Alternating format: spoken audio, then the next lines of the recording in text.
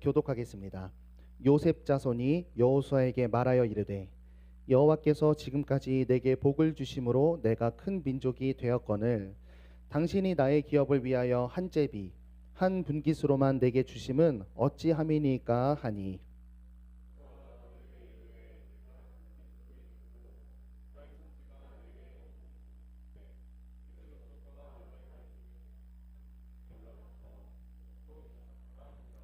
요셉 자손이 이르되 그 산지는 우리에게 넉넉하지 못하고 골짜기 땅에 거주하는 모든 가나안 족속에게는 베스안과 그 마을들에 거주하는 자이든지 이스라엘 골짜기에 거주하는 자이든지 다 철병거가 있나이다 하니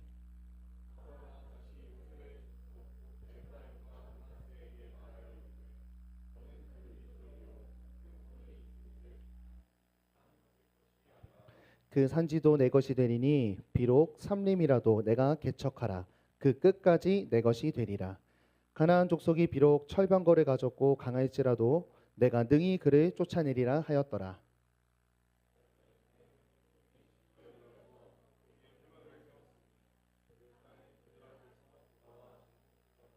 그러나 이스라엘 자손 중에 그 기업의 분배를 받지 못한 자가 아직도 7지파라.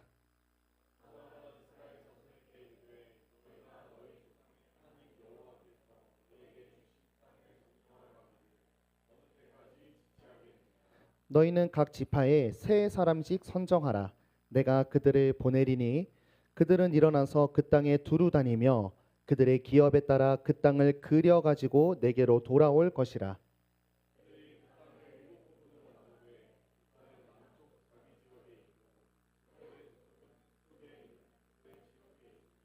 그 땅을 7부분으로 그려서 이곳 내게로 가져오라. 그러면 내가 여기서 너희를 위하여 우리 하나님 여호와 앞에서 제비를 뽑으리라. 레위 사람은 너희 중에 분깃이 없나니 여호와의 제사장 직분이 그들의 기업이 됨이며 갓과 르벤과 므낫세 반 지파는 동쪽에서 이미 기업을 받았나니 이는 여호와의 종 모세가 그들에게 준 것이니라 하더라. 아멘. 여러분 혹시 이 장난감을 아시나요?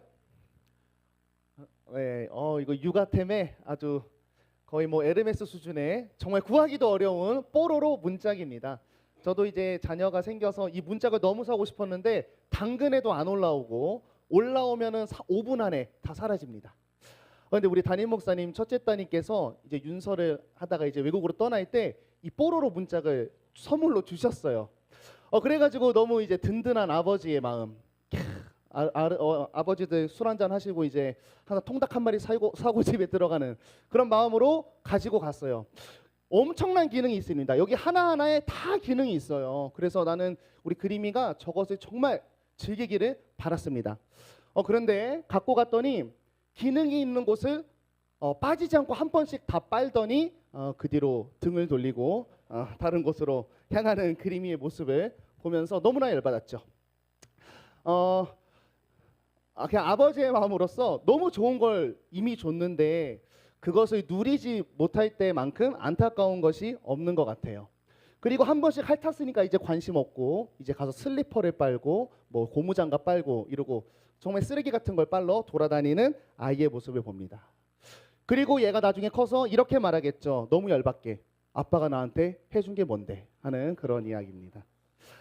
이런 열받는 철학을 고찰하면서 하나님과 우리 인간의 관계도 혹시 이러지 않을까 하는 생각이 좀 들었어요. 기도하면서 우리가 하나님께 약속을 통해 많은 걸 배웠으니까 말씀을 통해 하나님 이 부분도 채워준다 하셨고 준다고 했고 말씀으로 저것까지 놓으셨는데 왜 나에겐 아무것도 주지 않습니까?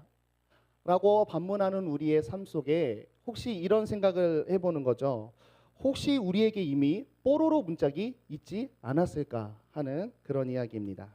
오늘 말씀에도 이런 뉘앙스가 풍부하게 담겨져 있어요. 우리 계속해서 여호수아를 지나오고 있는데 여호수아에서 이제 가나안 땅과 전투를 하는데요. 전투의 첫 번째 장면을 저번 주에 살폈습니다. 이제 여리고와 싸우는 장면입니다. 여리고 성과 싸우고 아간이 범죄하고 아이성에서 한번 실패했다가 아간의 범죄를 고친 다음에 아이성에서 성공해요. 이 여리고와 아이성의 이 그림, 싸움 이미지가 이제 앞으로 쭉 이어지는 여호수아 정복의 전쟁이 이 모델로 이루어지게 됩니다. 그래서 오늘 17장을 보고 있는데요. 17장까지는 어떤 내용이었냐면 이스라엘이 하나님으로 인해서 많은 땅을 정복한 역사를 간략하게 그려내고 있어요. 그런데 많은 땅을 정복했는데 이걸 통째로 묶어서 딱 한 가지 메시지가 굵게 흘러갑니다. 이스라엘은 실력이 없었고 하나님께서 그와 같이 하셨더라. 하나님으로부터 땅을 다 받게 되는 모습을 보여줍니다. 자, 그리고 17장부터는 이제 무슨 일이 벌어지냐면 가나안 땅이 있는데 완전하게 다 정복하지는 못했어요. 중요 부분 다 정복을 하고 땅을 분배하는 장면으로 이게 이야기가 전환됩니다. 그래서 오늘은 이 땅을 분배하는 과정에서 발생한 두 가지의 이슈를 살펴보면서 그 속에 있는 메시지를 가져가고자 합니다. 자, 땅을 분배하는데요. 이렇게 땅을 분배했어요. 안 보이죠? 네. 중요한 건 뭐냐면 자, 이 강이 중요해요. 갈릴리 요단강 사해바다인데 땅을 모세 때에 먼저 요단 동편의 세 지파에게 땅을 먼저 줬어요. 그리고 지금은 어느 지역의 땅을 분배하는 장면이냐면 요단 서쪽을 분배하는 장면입니다. 자, 요단 서쪽의 땅을 분배하는데요. 먼저 한 단락은 어떤 지파에게 땅을 분배하냐면 이스라엘의 지파 중에 소위 빅3 지파에게 땅을 분배해요. 므낫세와 에브라임과 유다 지파입니다. 왜 빅3냐? 이 주황색이 므낫세인데 자, 쩔죠. 인구가 많아요. 인구가 많아서 영토 굉장히 넓고 두 번째 유다 지파는 이쪽인데 역시 땅도 크지만 유다 지파를 통해서 왕의 대가 이어지기 때문에 중요한 지파로 다뤄졌고 아주 의아한데 여기 조그만 땅을 갖고 있는 에브라임이라는 지파가 빅3입니다. 비록 땅은 적지만 가운데 박혀 있고 당시 종교의 중심지였던 실로가 저 안에 거하고 있었고 당시 이스라엘의 지도자였던 여호수아가 에브라임 지파 사람이었습니다. 그래서 이 빅3 지파에게 땅을 지금 분배하는 장면인데 세 지파에게 분배한 만큼 세 가지의 이상한 이슈가 좀 있었어요. 분배하는 과정에서 세 번 사람들이 여호수아에게 가서 땅을 더 달라고 요청합니다. 놀랍게도 우리가 배운 이야기도 있어요. 자, 먼저는 여러분이 혹시 알는지 모르겠지만 갈렙이라는 사람이 유다 지파 땅 분배할 때 나아가서 저기 아낙 자손이 있는 그 땅을 이 산지를 내게 주소서라고 말하면서 요청해요. 그래서 갈렙이 들어가서 정복하는 이야기가 나오고 두 번째는 우리가 저번에 배웠던 슬로보앗의 여인들입니다. 아버지 때가 끊기고 여인들밖에 없는데 우리 아버지의 이름이 어찌 이스라엘 백성에서 사라져 없어져야 하겠습니까? 라고 하면서 이 여인들의 기업을 달라는 요청도 승인이 되었어요. 오늘은 세 번째 찾아온 사람들에 대한 이야기입니다. 바로 요셉의 자손들이 찾아오는 이야기예요. 자, 요셉의 자손들은 아니 지파 얘기를 하다가 요셉 자손의 이야기를 왜 하느냐? 요셉 자손이 아들이 두 명 있는데 그 아들이 므낫세와 에브라임이에요. 그래서 므낫세와 에브라임이 지금 찾아와서 땅을 더 요청하는 장면입니다. 자, 앞선 두 요청은 승인이 되어서 땅을 넓혀지게 받았어요. 그런데 그렇다면 오늘 요셉 지파의 요청도 과연 들어질 것인가? 한번 살펴볼게요.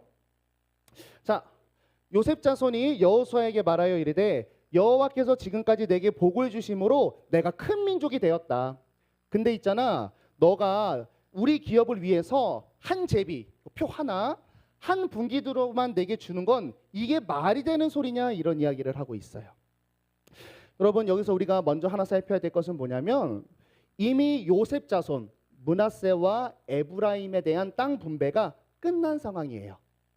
끝난 상황이고 이 땅 분배를 할 때 우리가 앞서서 두 가지 원리로 분배한다 그랬어요. 첫 번째는 인구수 대비 사람 대비 면적을 주는 원리로 일단 진행이 되었고 두 번째는 제비를 뽑았습니다. 이것은 하나님의 선택으로 주어지는 땅이라는 거예요.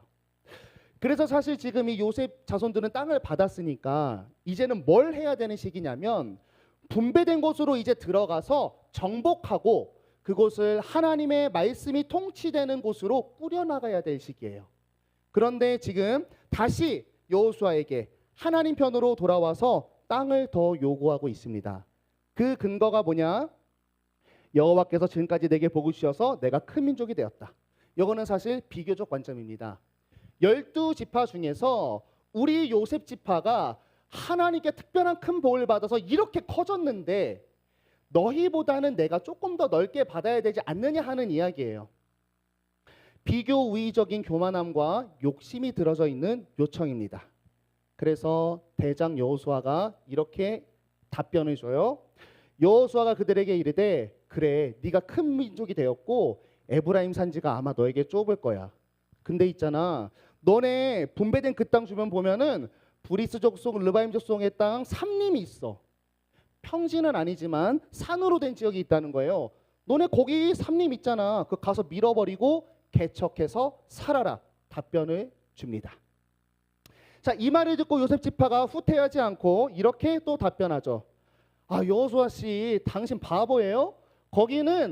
거기를 개간한다 해도 우리에게 넉넉하지 못하고 심지어 그 지역 쪽은 다 철병거래 가진 군대가 대기 타고 있습니다. 라고 하면서 불평하죠. 정리하면 이들의 요청은 이런 겁니다. 하나님께서 이스라엘에게 땅의 복을 준다고 약속했고 하나님의 뜻 안에서 제비 뽑기로 그들에게 기업을 주셨습니다. 그런데 하나님께서 형편에 맞게 주신 그들의 기업을 그들은 어떻게 바라보고 있냐면 부족한 것 그리고 불공평한 것으로 바라보고 있다라고 하는 이야기죠.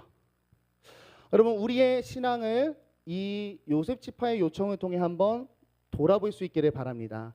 여러분 우리의 인생은요 하나님께서 우리를 백성 삼은 순간 우리의 인생이 다르게 해석되기 시작해요. 아니요 어쩌면 조금 더 정확하게 얘기하면 옳지 않은 방법으로 해석하던 인생을 진리대로 원래대로 사실대로 내 삶을 해석할 수 있게 됩니다. 먼저 우리에게 주어진 것에 대한 이해예요. 우리가 태어나고 누구의 아들 딸로 태어나고 이런 형편, 이런 면상, 이런 키, 이런 삶의 터전, 이런 재능, 탤런트를 갖게 된 이 모든 것이 우연, 랜덤, 가차 돌리듯이 배정받았다고 여기는 것이 세상의 관점이에요. 내 가진 것에 대해서 말이죠. 그런데 하나님을 알게 되는 순간 바르게 보기 시작합니다. 제비뽑기예요. 하나님이 주관해서 나에게 주어진 것이다. 내가 가진 것은 우연이 아니라 하나님의 지혜 안에서 주어진 것이다 라고 해석이 바르게 되기 시작합니다. 그리고 내가 가진 것을 가지고 살아가는 이 인생에 대해서도 다르게 해석돼요. 저번 주에 나눴는데요. 세상은 생존입니다. 현재 주어진 나의 상태로는 너무 불안하고 실력이 없으니까 남들보다 비교적 더 가져서 불안을 해소하려는 생존 경쟁이 세상이 인생을 이해하는 큰 틀이에요. 그런데 하나님을 믿으니까 세상을 바라보는 관점이 바뀝니다. 세상은 생존이었죠. 우리는 사명입니다. 나에게 주어진 것을 향해 들어가서 거기에 하나님의 나라의 아름다움을 피어내는 것, 그것이 인생을 바라보는 우리의 관점이 된 거죠. 마치 오늘 본문과 같습니다. 약속하신 땅을 분배받고 그 지역에 들어가서 하나님의 군사로서 정복을 하라는 미션을 받은 오늘 본문의 사양의 내용이 우리의 인생을 정확하게 조명해주고 있는 것이죠. 그래서 우리가 한번 돌아봤으면 좋겠어요. 나는 믿음의 시각을 가지고 내게 주어진 것을 바라보고 있는가라고 하는 거예요. 내가 갖고 있는 것이 어떤 모양이든지 간에 이것이 하나님께로부터 내게 온 것이라는 믿음이 있는가? 우리가 이것을 믿기 시작했을지라도 우리는 삶을 살아가면서 너무나 쉽게 잊어버리게 됩니다. 오늘 이스라엘도 보면요. 여리고 박살내고 아이고 박살내고 아이성 박살내고 기타 여러 정복한 나라들의 역사를 다 봤을 때 이들은 뭘 목격했냐?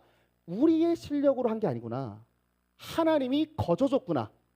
우리가 지금 누리게 된 이 모든 것은 하나님께 거저받은 선물이다라고 믿음을 경험했고 갖고 있었어요.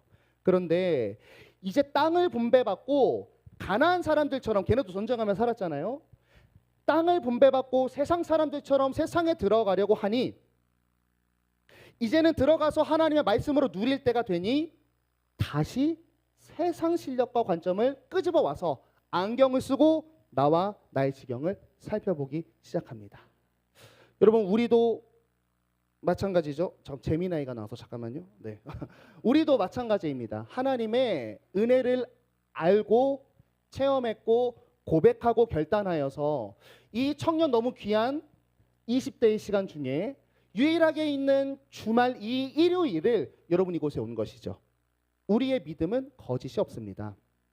그런데 막상 그 믿음을 가졌지만 세상에 들어가서 세상과 동일한 전쟁을 하면서 살아가야 하다 보니까 우리도 나의 삶의 지경을 믿음으로 해석하기보다는 오늘 이스라엘처럼 세상 기준으로 내 형편을 평가하기 시작합니다. 그리고 에브라임처럼 두 가지를 이야기하죠. 평등하지 않다. 하나님이 공평하신 하나님이라며. 그리고 내 인생 순탄하지 않다. 남들보다 더라고 나를 평가하는 거죠. 근데 이런 불만은요, 여러분, 우리 신앙인, 특별히 성도들에게 엄청난 함정이 된다는 것을 저번에 이야기했는데 한 번 더 말씀드리겠습니다. 여러분, 세상은 내가 가진 거, 내가 받아서 인생을 살 때 또 내가 남들보다 못나서 불합리하다고 여길 때요, 어떻게 그 자신을 해석하냐면 팔자라고 해석합니다. 내 팔자지. 이번 생은 틀려 먹었다. 왜냐하면 그들에게 인생은 우연이고 랜덤이고 가차이기 때문이에요. 그래서 그들은 불합리한 자신의 현실을 팔자라고 해석하면서 열심히 삽니다. 열심히 살아요.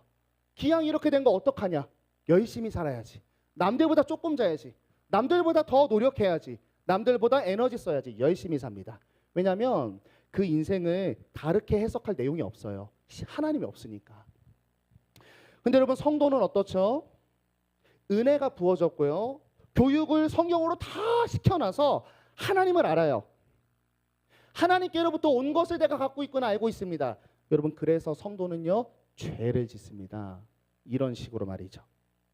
하나님께 받은 것 가지고 하나님께 들고 들어가서 하나님께 불편하다 얘기하죠. 당신의 지혜, 당신의 분배 방식, 당신이 나에게 주어진 모든 것은 나에게 합당하지 않습니다라고 하나님을 원망하기 시작합니다. 그리고 이런 식으로 얘기하죠. 하나님 백성에게 복을 준다고 했잖아요. 하나님은 그런 분이라고 했잖아요. 나를 백성 삼고 샬롬이다, 사랑한다, 인내하면 뭐 나중에 세우리라 했으면 백성이라고 날 불렀으면 걸맞게 채워주셔야지 요라고 하나님에게 따지기 시작하죠. 오늘 요셉 지파의 모습과 너무 똑같습니다. 하나님이 나를 큰 민족으로 만들고 이렇게 볼륨을 늘려놨으니 걸맞게 복을 더 줘야 된다라고 하는 이야기입니다. 근데 왜 놀랍게도 왜 이렇게 할 수 있게 됐냐고요? 내 것이 하나님께로부터 왔다는 바른 믿음 때문에 오히려 하나님께 손가락질하게 되는 이 신앙인의 함정을 우리가 기억해야 합니다. 여러분, 우리가 누리는 게 우연이면 하나님 탓할 게 없습니다. 그냥 그 피해의식, 엄마 아빠한테 불만하고 발하면서 남들한테 빌어먹고 사는 그런 불평스러운 인생이 될 뿐이지 하나님을 욕하진 않죠. 근데 하나님이 줬다고 하니 불만이 들어오는 겁니다. 그렇다면 고민이죠. 왜 성경이 알려주는 바른 내용이 이렇게 잘못 흘러가는가? 답변은 하나입니다. 우리가 하프 크리스천이어서 그렇습니다. 듣고 배우고 아는 건 그리스도인인데 오늘 아까 찬양도 했지만 실력이 없어요. 실력을 조금 더 풀어 얘기할게요. 세상과 내가 가진 것을 성경의 감정으로 시각으로 해석하지 않습니다. 내게 던져진 이 나의 삶의 터전을 성경의 관점으로 선택하지 않습니다. 그래서 하나님 경험이 없습니다. 마치 이런 것 같은 거예요. 여러분, 이스라엘 보면 광야, 홍해, 만나 메추라기, 요단강, 여리고, 아이성 박살내면서 하나님이 이스라엘에게 이거 가르쳤어요. 잽, 원투, 어퍼, 훅을 가르쳐서 이제는 그 땅에다 집어넣으면서 경기를 하라고 보내신 거죠. 그런데 지금 이스라엘이 뭐 하고 있냐면 링 위에 올라가서 그냥 옛날에 권투 배우기 전에 막싸움하듯이 그냥 풍차 돌리기를 하면서 지금 전투하고 있는 거랑 너무 똑같은 모습이죠. 그리고 그들이 하나님한테 이렇게 얘기합니다. 하나님, 당신이 최고의 관장님이라면서 내가 이길 경기를 갖고 와야지, 내가 이길 상대를 붙여줘야지, 내가 이길 무대를 줘야지요 라고 손가락질 하는 거랑 너무나 똑같은 거예요. 여러분, 나에게 주어진 것에 대해서 어떤 관점을 갖고 있는지 우리는 바로잡고 가야 됩니다. 여러분, 우리는 옛날처럼 세상의 방식처럼 내가 갖고 있는 물질적인 게 전부인, 조금만 풀어서 얘기하면 규모가 많고 크기가 크고 높이가 높고 피지컬이 좋으면 밀어붙여서 이길 수 있는 그런 세상 싸움을 싸우는 사람들이 아닙니다. 최고의 감독이신 하나님이 우리에게 오셔서 먼저 자기 실력을 보여줬어요. 가나안 전투 하나님이 다 보여줬습니다. 우리에게는 하나님 무엇으로 보여줬죠? 성경책으로 너무나 많이 보여줬죠. 너무나 많은 이야기가 있습니다. 하나님의 실력이 담겨져 있어요. 자기 실력을 출세표로 보여주신 하나님께서 우리를 차출하셨습니다. 그리고 우리에게 신앙인으로 살아갈 수 있는 내용을 주일 통해, 여러분의 삶의 나눔을 통해, 목장을 통해, 여러분이 읽으시는 성경을 통해 내용과 실력을 갖춰주셨죠. 그리고 우리를 경기장에 올려보냅니다. 오늘 이스라엘 입장에서는 분배받은 땅이고요, 우리는 하나님이 우리를 보내신 나의 삶의 지경입니다. 여러분, 이제 우리가 그곳으로 들어가서 뭘 해야 될까요? 여러분, 우리는 싸움하러 가는 게 아니에요. 우리는 경기를 하러 가는 겁니다. 옛날처럼 못 배운 사람처럼 세상 기준 가지고 똑같이 싸우러 가는 게 아니라 감독이신 하나님께 배운 전쟁 방법, 순종할 때 주어지고 승리할 수 있다는 이 룰, 이 기술을 가지고 세상에 들어가서 경기를 해야 되는 거죠. 어떤 믿음 가지고요? 감독 대신 하나님께 받은 것이 나에게 충분하고 나를 승리로 이끌기에 전혀 부족함이 없다는 믿음으로, 내 지금 실력으로 부딪혀도 하나님의 말씀으로 싸워내면 풍성하고 창조적인 일들이 일어날 거라는 믿음을 가지고 세상에 들어가서 말씀으로 싸워내야 됩니다. 여기 오늘 본문뿐만 아니라 성경의 많은 인물 보세요. 왼손잡이, 기생, 거지, 소년, 늙은이, 폐위된 왕자, 배신한 제자, 사회 격리자. 여러분, 이런 사람들 예수님이 파송하셨을 때 거기 들어가서 싸움했으면 졌어요. 못 이깁니다. 그들은 경기를 했습니다. 하나님 말씀으로 그곳을 밟아냈죠. 그래서 여러분, 이 말씀은 오늘 이 이슈를 어떤 것으로 몰고 가냐면 하지 않음, 게으름으로 몰고 갑니다. 얘네가 여호수아에게 핑계 댔잖아요. 철병거 있고 거기 개간해봤자 의미 없어요. 이렇게 답변합니다. 여호수아가 다시 요셉 족속 곧 에브라임과 므낫세에게 말하여 이르되 너는 큰 민족이고 큰 권능이 있은즉 한 분깃만 가질 것이 아니다. 야, 그래, 니네 말이 맞아. 너네 하나님한테 특별한 은혜 받았어. 야, 그러면 그 산지도 네 거가 될 거야. 비록 살림이라도 네가 개척해라. 네 거가 될 거고, 걔네가 철병거를 가졌고 강해도 네가 능히 그들을 쫓아낼 수 있을 거다. 네 가진 것을 가지고 충분히 할 수 있다. 하나님은 너희에게 안 준 것이 아니고 너희가 안 하고 있는 것이다. 너희가 받은 것을 가지고 게으르지 말라. 가서 취하라. 오늘 이야기하고 있습니다. 여러분, 우리가 신앙생활하면서 하나님께 갖고 있는 불만들이 게으름하고 연결될 수 있는 통찰을 오늘 가져갔으면 좋겠어요. 여러분, 생각해 보세요. 우리가 불만을 갖는 이유가 뭘까요? 내가 지금 가지고 있는 것이 부족하기 때문입니다. 그러면 내가 가지고 있는 것이 부족하다고 생각하는 이유는 뭘까요? 내가 가지고 있는 것이 효력, 빛을 발하지 않기 때문이에요. 자, 그러면 여러분, 내가 갖고 있는 것이 빛을 발하려면 어떻게 해야 될까요? 가진 것을 태워야 됩니다. 석유도 기름도 태워야 열을 냅니다. 여러분, 내게 주어진 것을 말씀으로 태워내려는 노력을 하고 있는가, 오늘 말씀이 물어보고 있는 거예요. 아니면 세상 기준으로 내 것을 조명하고 판단하면서 포기하고 원망하고 있는가? 오늘 그 자리로 말씀이 우리를 데려옵니다.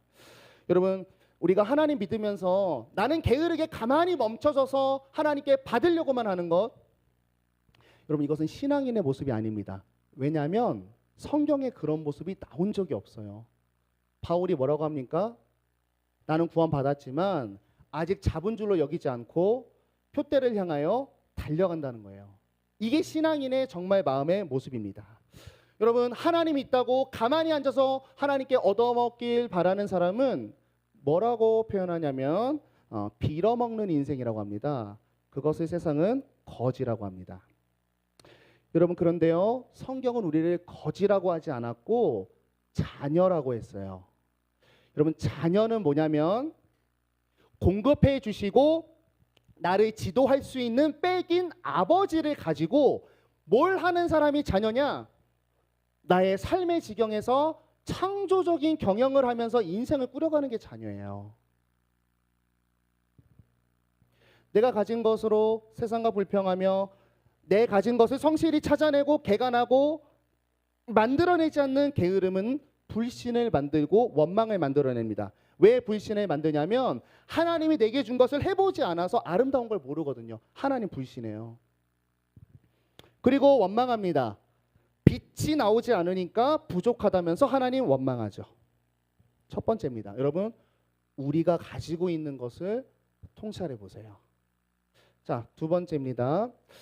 게으름이라는 단어를 가지고 이제 두 번째 장면이 나오는데 18장의 내용입니다. 결은 비슷한데 다른 이슈예요. 자, 18장 이스라엘 자손의 온 회중이 이제 정복이 어느 정도 끝나고 이게 여호수아의 거의 마침표 같은 말씀이에요. 한번 같이 읽어볼게요. 시작.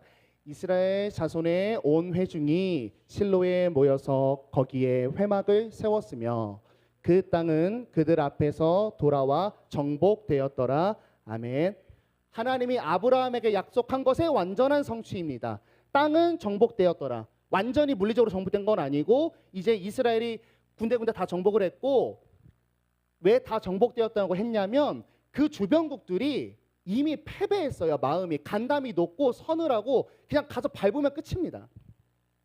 땅이 정복됐는데 실로라는 곳에 회막이 세워짐으로 약속이 성취됐어요. 여러분, 회막은 이동식 성전입니다. 그래서 이 이동식 성전이 상징하는 게 뭐냐면 이동한다는 게 중요해요. 이 회막 안에는 법궤, 언약궤, 하나님의 임재를 상징하는 물건이 있는데 이게 이동합니다. 첫 번째, 하나님은 형상화되지 않아요. 그래서 다윗이 성전 짓는다고 했을 때 똑같이 얘기해요. 하나님이 내가 언제 건물 달라 그랬어? 나 회막에서 다녔잖아. 뜻이 뭐냐면 이스라엘 회막 친 다음에 연기가 움직일 때 전진했거든요. 하나님은 자유롭게 움직이세요. 그런데 그 회막이 자유롭게 주권적으로 움직이시는 회막이 지금 실로에 와서 정착해 있습니다. 무엇을 의미하냐면 가나안 땅에 하나님의 임재가 오셨어요. 하나님의 나라가 시작됐습니다. 이스라엘은 지금까지 가만히 있는데 다 이루어지는 은혜를 누리면서 실로의 하나님의 임재가 떡하니 박혀서 통치가 시작되는 것을 보면서 기쁨과 감사와 환희에 취해 있었을 거예요. 그런데 말씀은 2절에서 문제를 제기합니다. 그러나 이스라엘 자손 중에 그 기업에 분배를 받지 못한 자가 아직도 7지파다. 여호수아가 이스라엘 자손에게 이르되 너희가 너희 조상의 하나님 여호와께서 너희에게 주신 땅을 점령하러 가기를 어느 때까지 지체하겠느냐. 하나님을 만나서 체험하는 은혜는 너무 좋았습니다. 하나님의 통치가 내 삶에 시작된다라고 하는 이 은혜도 너무 좋았습니다. 그런데 그 사실에 안주하고 평안함을 누리며 한 발도 주어진 땅으로 나아가지 않고 있었다라고 하는 거죠. 여러분, 성경에 보여주는 백성의 삶은 한 단어로 정리하면 순종이라고 얘기하고 싶어요. 그런데 이 순종이 두 가지가 있습니다. 첫 번째는 뭐냐면 하나님이 금지하는 것을 하지 않는 순종이 있어요. 그것은 나를 성결하고 거룩하게 함으로써 하나님이 오실 수 있는 전으로 만들어가는 과정입니다. 그래서 우리가 하나님이 금하신 것을 하지 않으면 하나님의 임재가 느껴지기 시작하고 나와 하나님의 깊은 교제가 시작돼요. 금하는 거 하지 마는 거. 그리고 두 번째 순종은 하라는 걸 하는 순종이 있어요. 여기에서 여러분 하나님의 임재가 시작된 그 인생의 아름다운 이야기가 여기서 시작됩니다. 하라는 것을 하러 갈 때. 소극적인 순종이 있는 것이고 적극적인 순종의 영역이 있는데요. 적극적인 순종을 할 때 구원받은 그 다음의 이야기가 시작됩니다. 세상의 기준으로는 내 인생이 아무것도 이뤄낼 수 없는 상황이지만 순종하러 들어가면 성도만 느낄 수 있는 기적과 놀라운 능력이 나타나기 시작하는 거예요. 한번 생각해 보세요. 여러분 우리의 이 교회 다니고 막 기도하고 막 헌금 생활하고 막 공동체 막 셀 모임하고 이런 이 전체의 신앙의 이야기가 단지 내가 구원받고 백성된 뿐이라면 저는 과감하게 이렇게 얘기할 수 있습니다. 사실 솔직히 여러분이 예수를 믿는 순간 이제 우리의 매주 나와서 하는 신앙생활에 니즈가 없어요. 구원받았잖아요.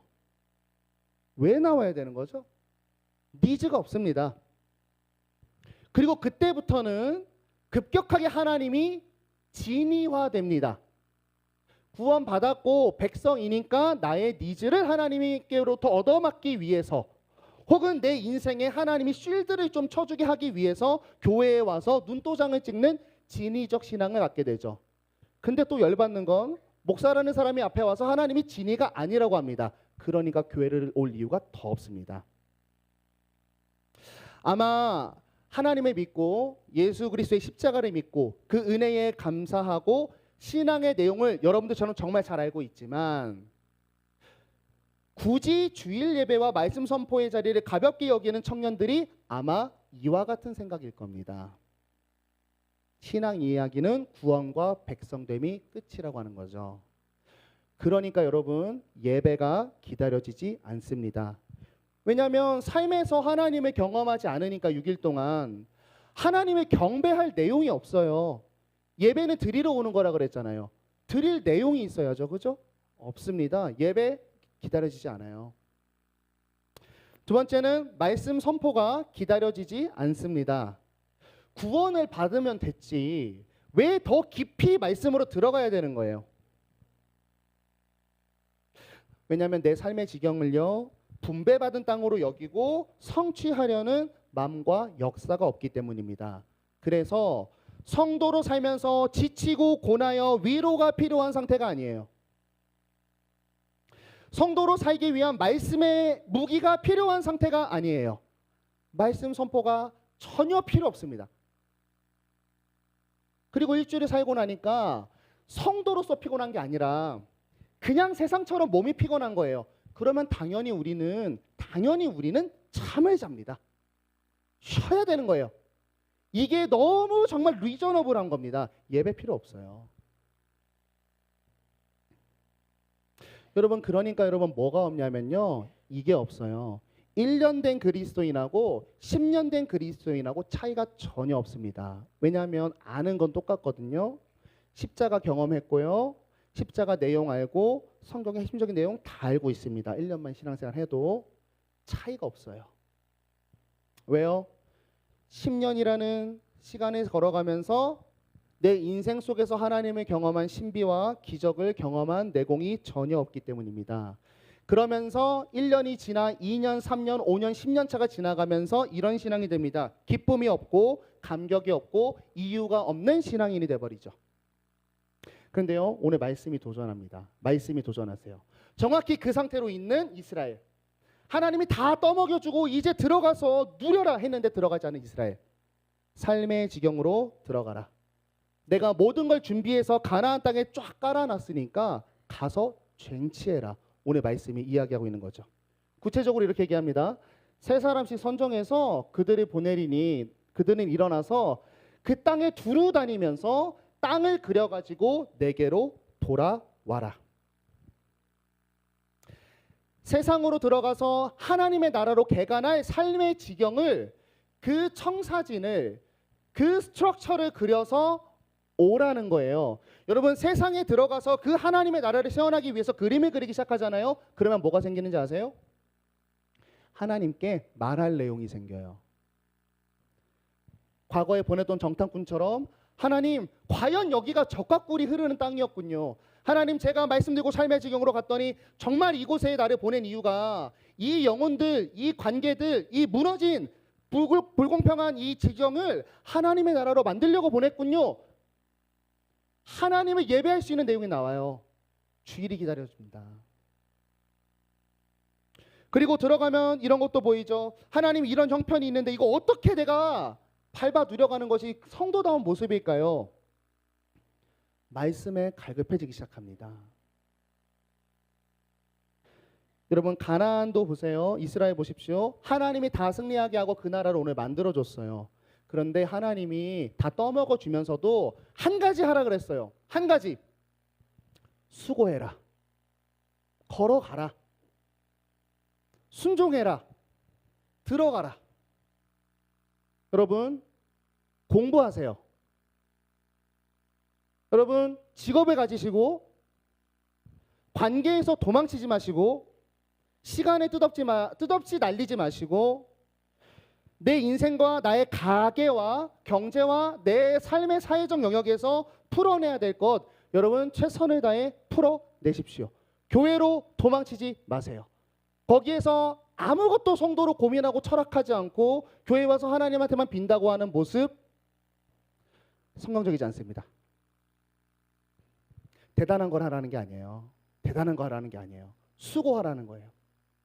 나에게 하나님이 맡겨준 주어진 내 인생과 나이대에 맞는 또 나에게 주어진 현실을 들어가서 수고하시라는 거예요. 말씀 얘기했어요. 그려가지고 와라. 치밀한 관찰함, 치밀한 고민과 치밀한 분투, 치밀한 철학을 하면서 하나님의 나라를 세워가는 킹덤 빌더로서 이것을 도무지 어떻게 해야 되는가 치열하게 살아야 돼. 그리고 그려가지고 오래요. 거기서 내가 마주하게 하신 하나님의 찬양하러 예배 자리에 와라. 이것이 하나님의 뜻이었군요. 이것이 하나님의 마음이었구나. 이것이 나를 향해서 하시고자 했던 하나님의 일이었군요. 그 감격을 가지고 하나님을 예배하러 오세요. 그리고 들으세요. 나의 이 지경을 너무 어찌할지 모르겠거든요. 하나님 이 산지를 내가 어떻게 정복할 수 있겠습니까? 알려주시고 나 지금 성도답게만 안 살았으면 이렇게 어렵지 않을 거 하나님 다 아시죠? 나 이거 버티고 이겨낼 힘 주세요. 좀만 더 버티라고요? 어떻게 버텨야 될까요? 여러분 공급받으러 말씀 받으러 오세요. 이게 여러분 이 땅을 밟아내며 사는 성도의 어쩌면 피 흘리는 모습일 수 있지만 영광스러운 모습입니다. 그리고 성도가 해야 될 마땅한 수고입니다. 여러분 말씀을 정리합니다. 성도된 내 삶을 한번 조명할 수 있기를 바라요. 혹시 세상적인 기준으로 내게 주어진 것을 보며 원망과 불만이 넘쳐나고 있는가? 하나님은 나를 거룩한 백성으로 삼고 내 앞에 인생에 감춰진 보물을 찾기를 아주 기다리시고 기대하시며 나를 넣으셨는데 나는 그 지경을 향해 인생을 경영하지 않고 있는가? 그래서 구원은 받았는데 그 다음은 넥스트 레벨이 없는 신앙의 매너리즘을 갖고 있는가? 오늘 말씀이 드러내시는 하나님의 마음을 우리가 터치받아서 다시 세상으로 나갈 수 있기를 바랍니다.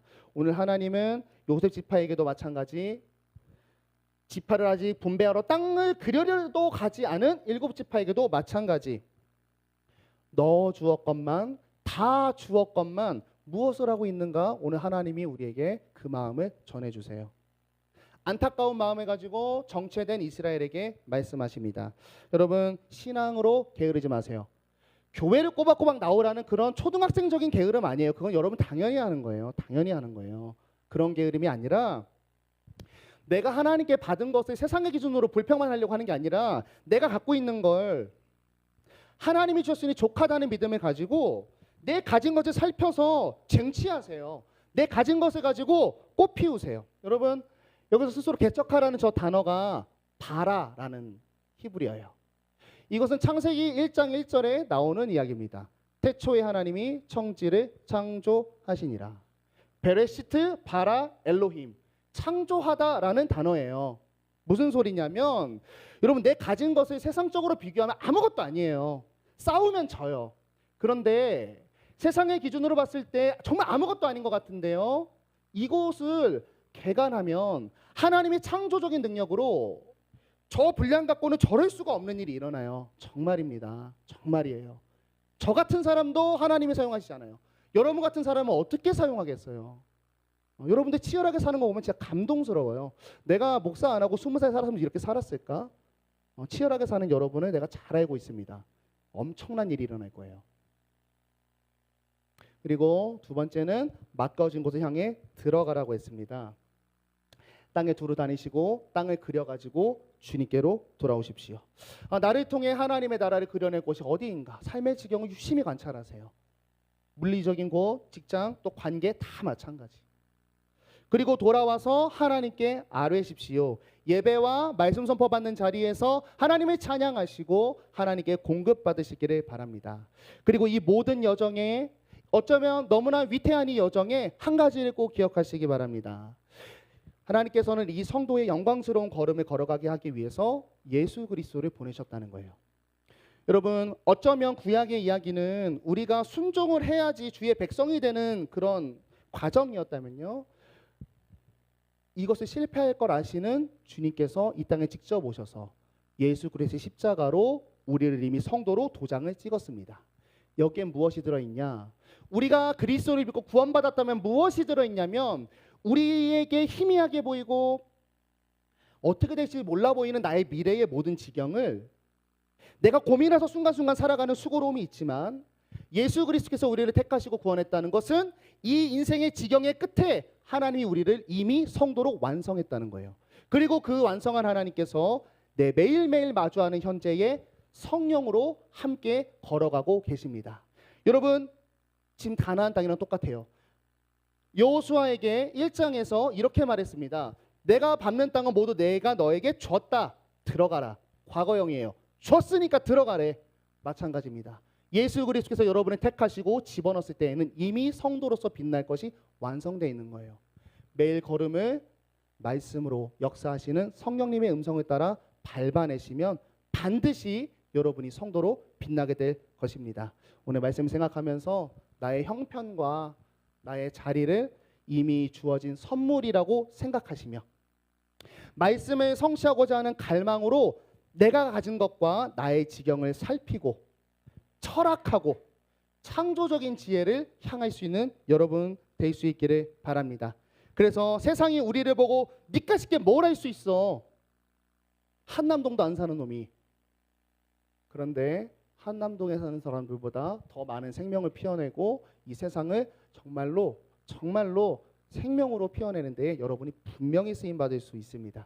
그런 창조적인 하나님의 능력을 체험하는 우리 청년부 될 수 있기를, 또 제가 될 수 있기를 축복합니다. 우리 찬양하겠습니다.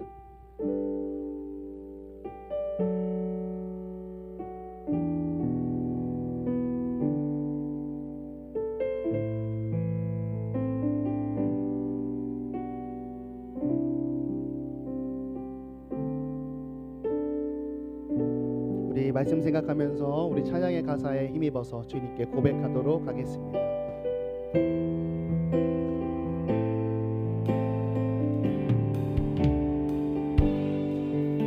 이곳에 임하신, 이곳에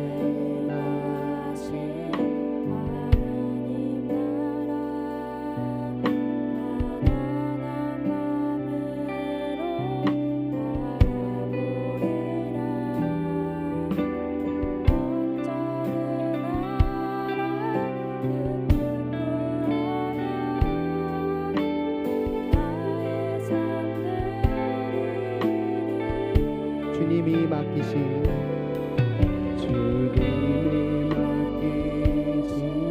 하나님 나라, 믿음의 눈으로 바라보리라.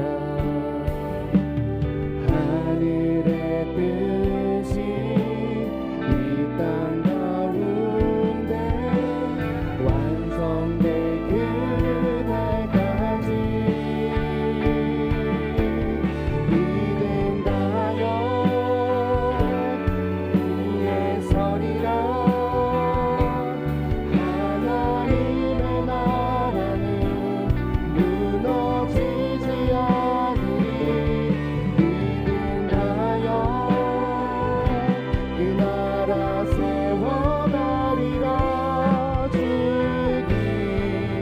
곧 오실 때 믿음 다하여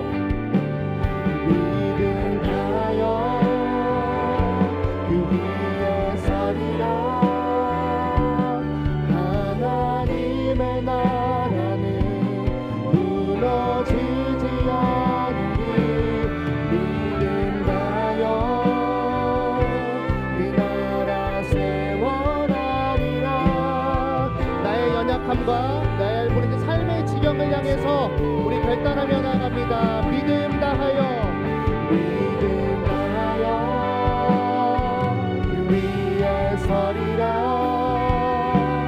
하나님의 나라는 무너지지 않으리. 믿음 다하여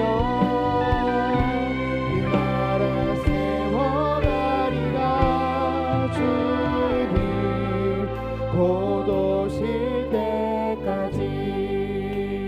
사랑하는 여러분, 기도하며 또 말씀이 성령 하나님을 통해서 여러분의 심령에 전달된 내용들을 가지고 기도합시다.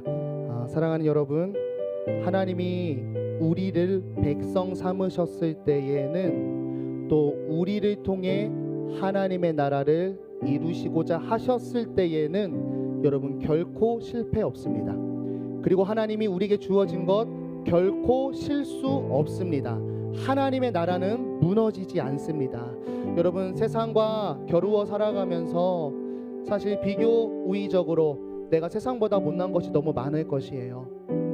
저 자신도 그렇습니다. 여러분, 근데 그것이 여러분을 성도로 살아가는 인생에 너무나 큰 걸림돌이 되고 여러분은 슬픔과 절망의 골짜기에 빠지게 하여 올라오지 못하게 하고 있었다면, 여러분 오늘 말씀을 기억하면서 믿음의 눈으로 내 자신을 재해석할 수 있는 은혜를 열어주시고 이 부족한 나를 통하여 하나님 놀라운 뜻을 이루어 주시옵소서. 여러분의 약함을 가지고 기도하시기 바랍니다.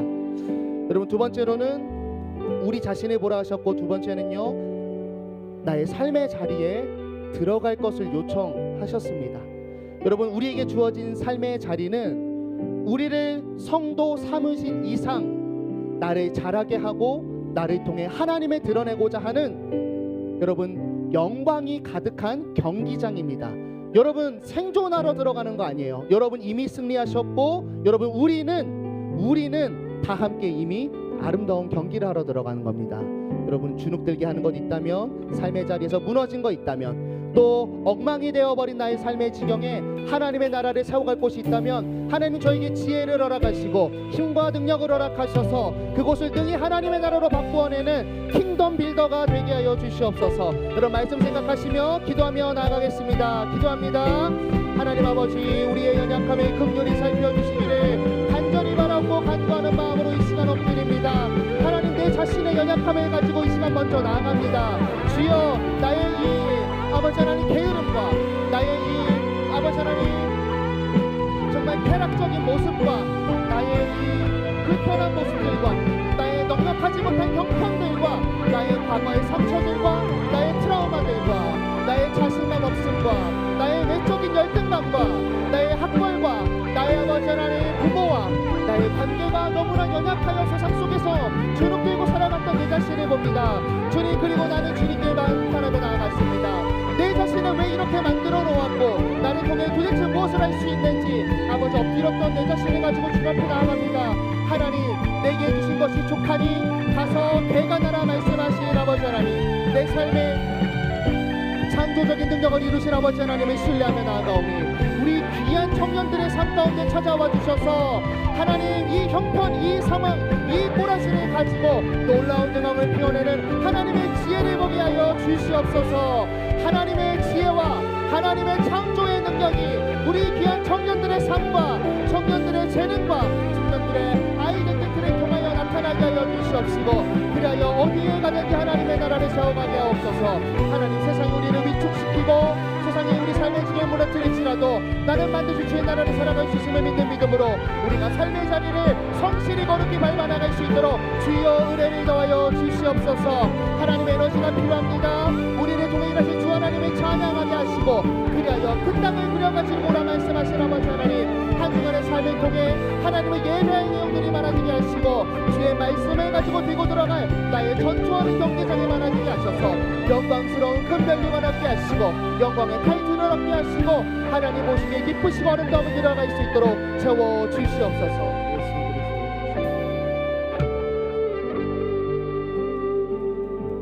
하나님, 저희를 통하여 영광 받으시옵시고 주님의 놀라운 일을 이루어 주시옵소서. 예수 그리스도의 이름으로 기도드렸습니다. 아멘. 우리 예물 드리겠습니다.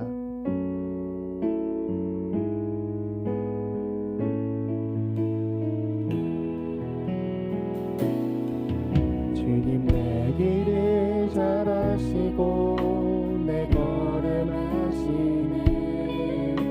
어둠에서 빛을 내시는 그분을 믿네. 무엇으로 주를 섬길지 어디로 가야 할지 헤매이는 나를 아시고 길을 여시네. 내 삶은 주의 것, 내 삶은 주의 것. 온전한 신뢰를 주께 드리네. 보이지 않아도 믿음으로 걷네. 주 영광 바라보며 주만 따르네. 하나님, 가사로 담아서 주님께 올려드린 고백을 예물과 함께 기쁘게 받아주시기를 간절히 원합니다. 예물 드린 모든 손길들의 아버지 하나님, 이 고백을 기쁘게 흠양하시고 예물에 담아 올린 고백과 감사의 내용대로 하나님께서 다 갚아 주시옵소서. 귀한 예물이 하나님의 나라를 세워가고 우리 귀한 청년들의 삶을 성도로서 영광스럽게 승리로 빛나게 하는 데에 필요한 자원으로 쓰임받기를 원하며, 또 아직도 주를 모르는 자들에게 하나님이 사랑이시고 죄된 세상의 소망임을 전하는 일에 이 귀한 예물이 쓰임받게 하여 주시옵소서. 예수 그리스도의 이름으로 기도드렸습니다. 아멘. 이제는 우리 주 예수 그리스도의 은혜와 하나님의 차마 다 헤아릴 수 없는 놀라우신 사랑과 성령 하나님의 위로교통 충만내주 역사하심이 내게 주어진 것을, 또 내가 보내어진 나의 삶의 지경을 하나님이 반드시 성취하실 것으로 선물로 주신 것임을 믿는 믿음으로 내 자신의 가진 것을 창조적으로 발전시키며 또 나의 삶의 지경에 하나님의 나라를 세워가기를 소망하는 우리 귀한 청년부 공동체의 머리머리 위에 이제로부터 영원토록 함께 있을지어다. 아멘.